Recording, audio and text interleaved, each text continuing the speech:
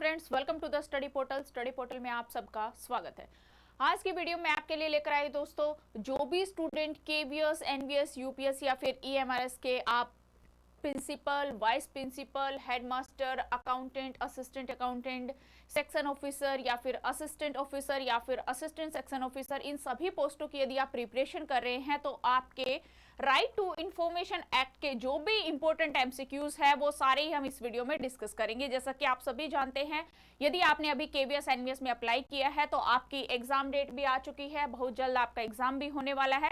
तो आपके exam point of view से बहुत ही इंपॉर्टेंट एमसीक्यूज है जो हम मॉक टेस्ट सीरीज के थ्रू आपके साथ डे टू डे यहाँ वीडियोस हमारे YouTube study portal YouTube channel के ऊपर आपका हमारी वीडियोस जो है डे टू डे देखने को मिलेगी। तो हम स्टार्ट करते हैं अपनी ये मॉक टेस्ट सीरीज, जिसमें आप principal, vice principal, headmaster, assistant commissioner, इन पोस्टों की यदि आप प्रिपरेशन कर रहे हैं तो आपके एग्जाम में आपकी हेल्प करेंगे। साथ ही इसी टाइप की यदि आप किसी भी टीचिंग लाइन एग्जाम की प्रिपरेशन करें और हमारे साथ जुड़ना चाहते हैं तो अपना नेम, सिटी, एग्जाम जिस तरीके से लिखा हुआ है इसी तरह से लिखकर 8447410108 नंबर पे हमें व्हाट्सएप कर दीजिए, ताकि जिस भी एग्जाम की आप प्रिपरेशन करेंगे उसी से रिलेवेंट वीडियो का लिंक हम आप तक शेयर करेंगे व्हाट्सएप ब्रॉडकास्ट ग्रुप के थ्रू।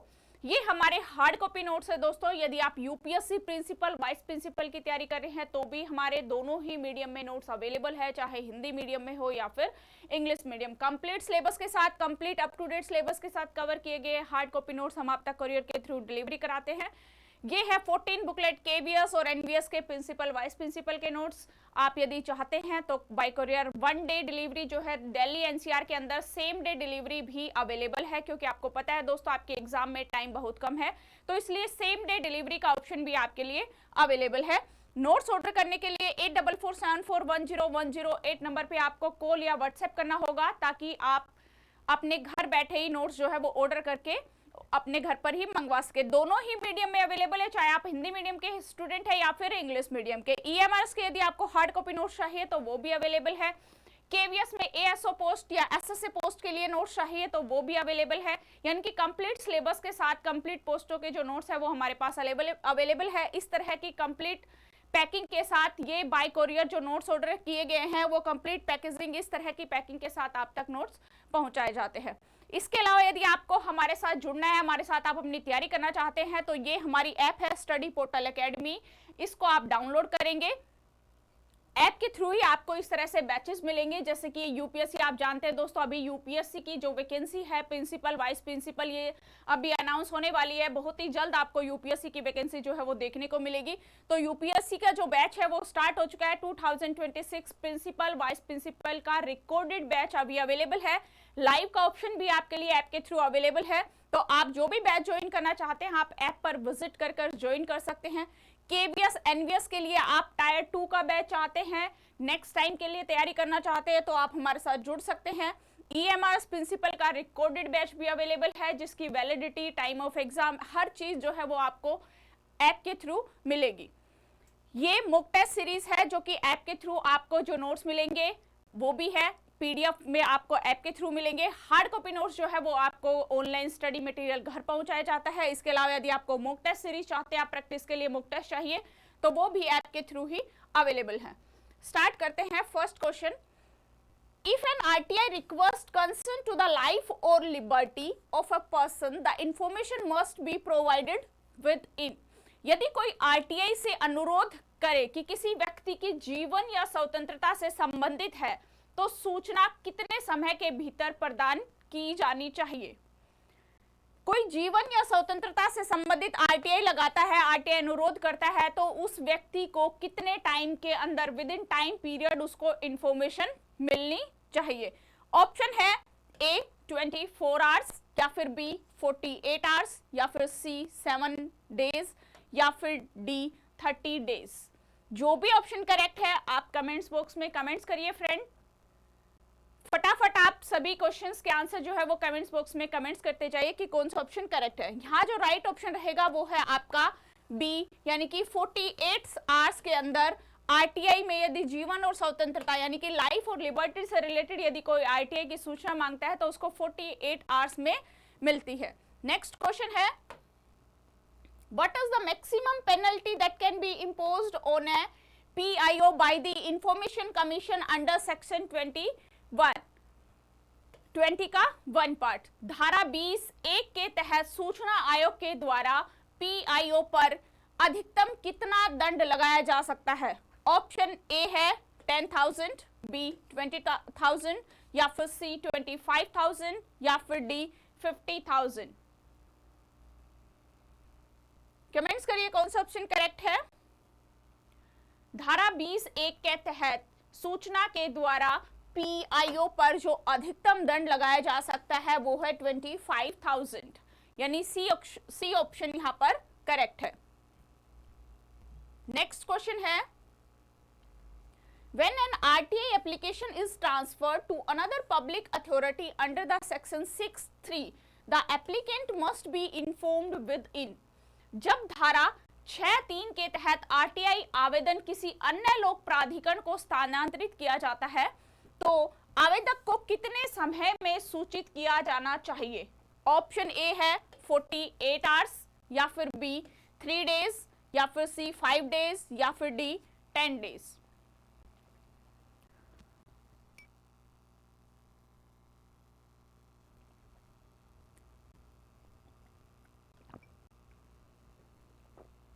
कमेंट्स करिए फ्रेंड कौन सा ऑप्शन करेक्ट है।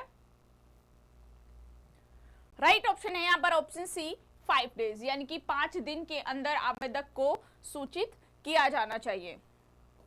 नेक्स्ट क्वेश्चन है, the first appeal against to the decision of a PIO must be filed within how many days?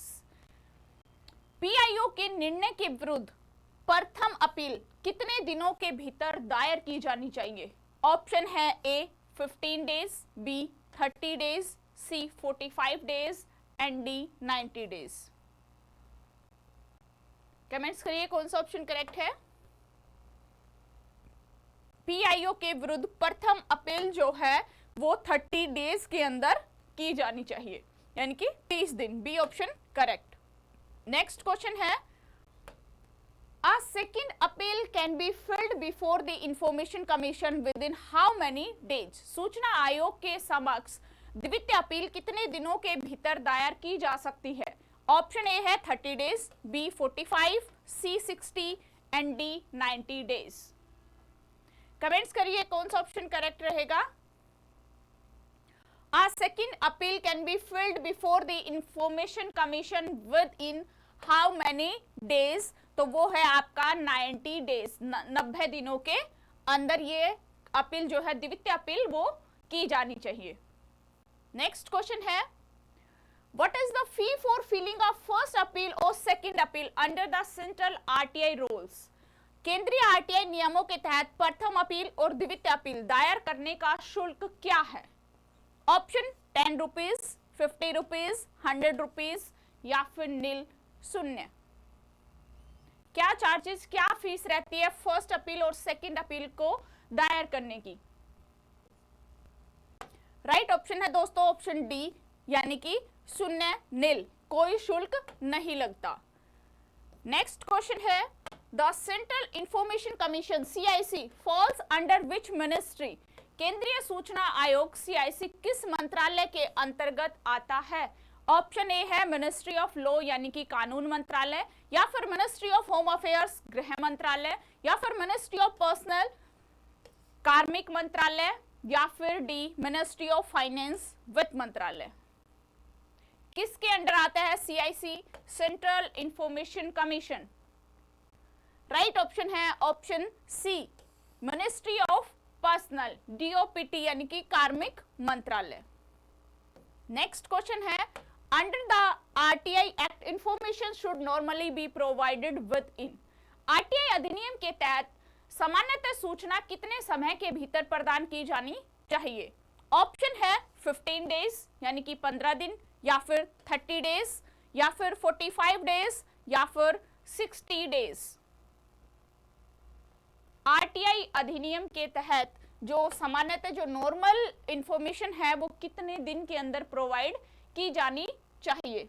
Right option है option B 30 days, यानी कि 1 month के अंदर। नेक्स्ट क्वेश्चन है, Under the RTI Act, information should normally be provided within. RTI अधिनियम के तहत सामान्यतः सूचना कितने समय के भीतर प्रदान की जानी चाहिए? सेम क्वेश्चन रिपीटेड है। राइट ऑप्शन आपको यहां पता ही होगा, ऑप्शन बी। नेक्स्ट क्वेश्चन है, Which of the following organization is not covered under RTI Act? निम्न में से कौन सा संगठन RTI अधिनियम के अंतर्गत नहीं आता? ऑप्शन है पब्लिक सेक्टर अंडरटेकिंग यानी कि सार्वजनिक उपक्रम, या फिर कॉन्स्टिट्यूशनल बॉडीज संवैधानिक निकाय, या फिर private organisation receiving substantial government funding वो सरकारी अनुदान प्राप्त निजी संस्थान, या फिर D purely private companies with no government funding पूर्णतः निजी कंपनियां जिनके लिए सरकारी अनुदान नहीं मिलता। कौन इसके अंतर्गत नहीं आता? राइट ऑप्शन है option D, purely private companies with no government funding. ये जो है वो आरटीआई एक्ट के अधीन नहीं आती। नेक्स्ट क्वेश्चन है, who appoints the chief information commissioners? मुख्य सूचना आयुक्त की नियुक्ति कौन करता है? प्राइम मिनिस्टर, प्रेसिडेंट यानी कि राष्ट्रपति, स्पीकर ऑफ लोकसभा के अध्यक्ष, या फिर chief justice of India Bharat के मुख्य न्यायाधीश। किनके द्वारा CIC की अपॉइंटमेंट की जाती है यानी कि इनको नियुक्त किया जाता है? राइट ऑप्शन है दोस्तों ऑप्शन बी, भारत के राष्ट्रपति द्वारा चीफ इंफॉर्मेशन कमिश्नर की नियुक्ति की जाती है। नेक्स्ट क्वेश्चन है, after the RTI amendment act 2019 the tenure of the chief information commissioner is. RTI संशोधन अधिनियम 2019 के बाद मुख्य सूचना आयुक्त का कार्यकाल क्या है? ऑप्शन ए है फिक्स 3 ईयर, या फिर बी फिक्स 5 ईयर, या फिर C as prescribe by the central government जैसा कि केंद्र सरकार के द्वारा निर्धारित किया जाए, या फिर टिल एज 65 ईयर यानी कि जब तक एज 65 तक ना हो जाए। क्या टेन्योर है, क्या टाइम पीरियड है tenure of the chief information commissioner?